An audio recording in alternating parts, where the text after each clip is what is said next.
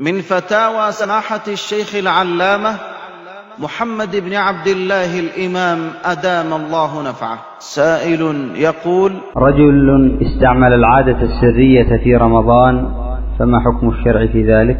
المسألة هذه كثير من أهل العلم يرون أن من استعمل العادة السرية في رمضان وهي استخراج المني باليد وتسمى بالاستمناء باليد، أن هذه من جهة ما يتعلق بالصيام أنها مفسدة للصيام مبطلة له، وهذا هو الراجح هو الحق لوجود الأدلة الدالة على ذلك، منها أنه لم يحفظ فرجه ولم يحفظ شهوته.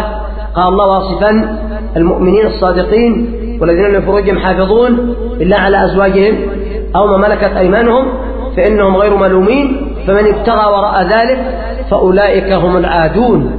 والله عز وجل يقول الحديث القدسي فيه عن أبي هريرة أن الرسول عليه الصلاة والسلام قال الله: الصيام لي وأنا أجزي به، يدع أحدكم طعامه وشرابه وشهوته من أجله، فهذا ما ترك شهوته من أجل الله، بل ذهب ووقع فيما حرم الله عز وجل.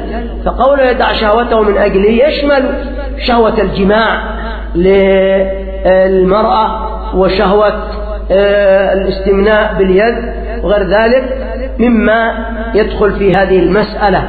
إذن فيكون الراجح أن صومه باطل، ويكون قد ارتكب محرما عليه في كل الأحوال.